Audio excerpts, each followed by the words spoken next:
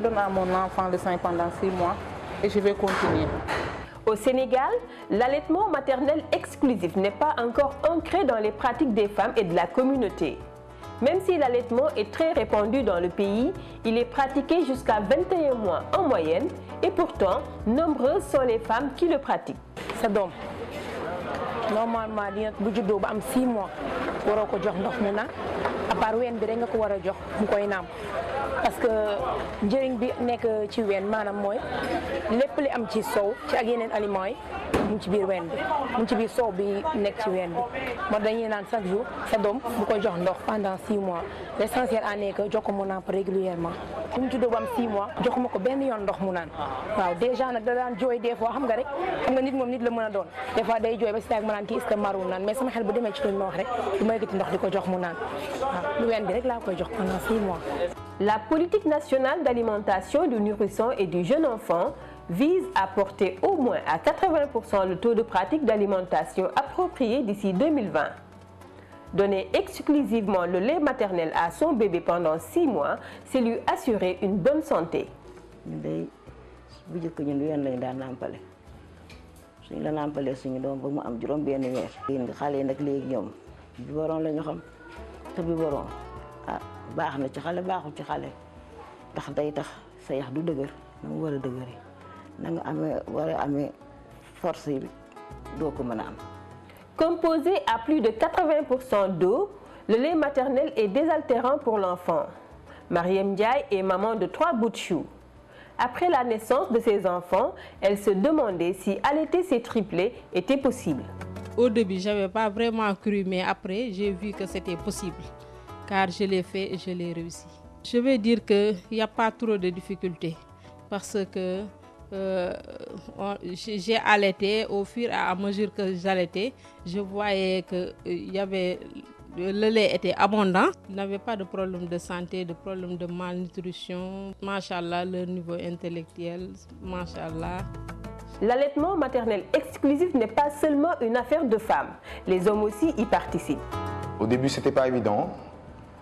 Mais pendant 6 mois, on a pu tenir, c'est-à-dire à allaiter notre bébé exclusivement avec le lait maternel.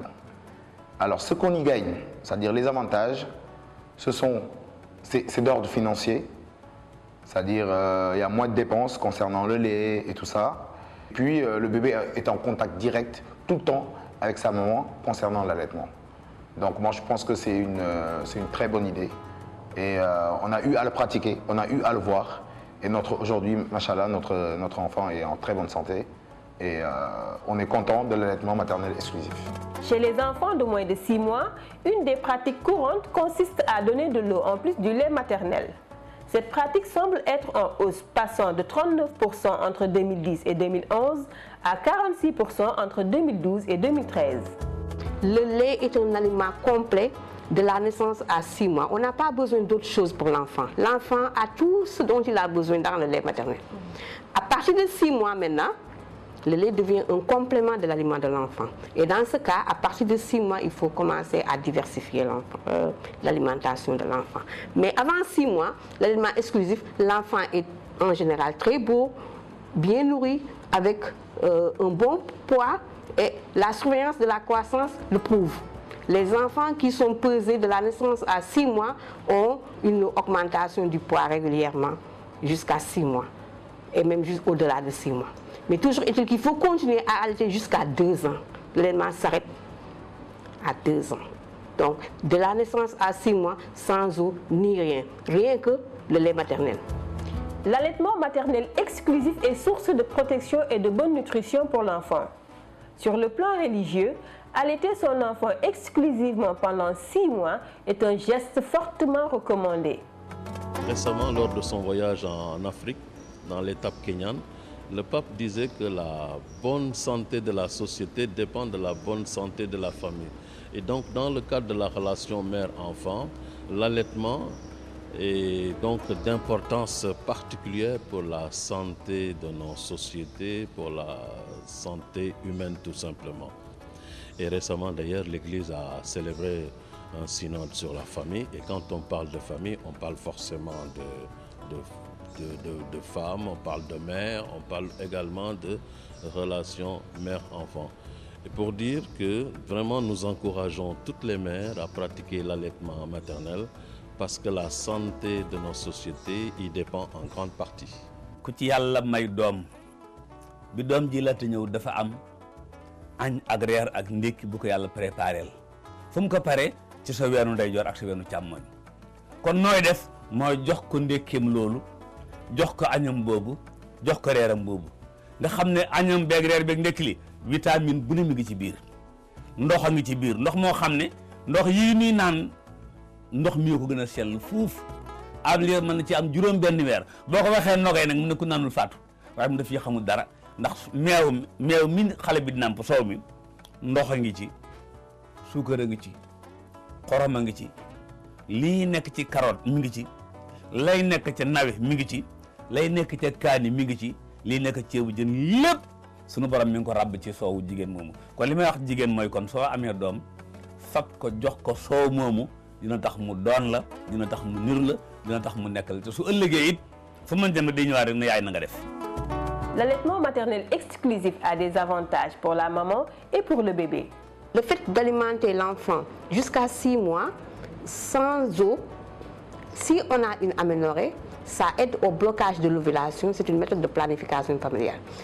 Autre avantage pour la maman, ça ne nécessite pas une manipulation. La maman ne prépare pas de biberon et puis il n'y a pas de coup. Et puis c'est facile, la maman est à l'aise en donnant le sein au bébé. Et il y a l'affection entre la maman et le bébé. Le fait d'allaiter l'enfant au sein, ça aide contre certaines maladies comme la diarrhée. L'enfant est également protégé parce qu'il y a les anticorps de la maman qui vont protéger l'enfant. Il y a également du fer, il y a tout ce qu'il faut pour nourrir l'enfant. L'importance de donner le colostrum. C'est très important d'informer les femmes et tout le monde sur l'importance du colostrum parce que quelquefois il y a des mamans qui ne savent pas et qui pensent qu'il faut exprimer le colostrum et le jeter alors que c'est la crème du lait. Donc il faut donner le colostrum à l'enfant. Donc dès la naissance, nettoyer bien le sein proprement et donner le sein. Actrices de santé, les bajenu gox mènent des activités de sensibilisation sur le terrain. Mais leur principale difficulté reste la pratique du toqantal ou eau bénite. problème mu toqantal bi dañ doon gis ku wasin ñu bañ ni duñ ko jox doom ji ndax dañuy xaar toqantal bi ñu dem ci imam raati bi nga xam ne moom la ñu dëkkal ñu laaj ko toqantal boobu lan la mun ñu toqantal kat faatixa la boo xam ne dañ koy bind ci àllu ba raxas ko wala ñu bind ko ci këyit def ko saafara jox ko maam ji wala ki ko demandé si bu ñëwee ñu moom la ñuy njëkk a dugal ci gémmiñu xale bi ñu ne ko léegi nag nan lañ mën a def ba bañ a xaar toqantal boobu pour xale bi nàmp weenam mu ne nañ tarit faatixa ci gémmiñu xale boobu def ko ci weenu yaayam nàmpal xale bi bu ko defee remplacer la toqantal looloon ñu sensibiliser ci jigéen ñi ba daal ci loolu la ñu gagné lu bëree ba nga xam ne allaitement maternel exclusif bi suñu au niveau suñu district ñu ngi ñu ci jàppale bu baax a baax defe naa ni ñu koy wax allaitement maternel exclusif jox sa doom bu juddoo ba muy am juróom benn weer ween kase xam nañ ci bu baax a baax ndax formé nañ ñu ci jàng nañ ko dund nañ ko tamit ndax ay jaboot lañ ñu gis ci ngëneel it nag te jigéen ñi xam nañ ko léegi bu baax ndax ñu ngi leen ci sensibiliser di ci waxtaan ak ñoom ba nga xam ni kenn ku ci nekk soo muccee sa doom li nga ko jëkk a jox mooy sa ween. Que de bienfaits pour le bébé qui est nourri exclusivement au lait maternel. Fagaru moo gën faju.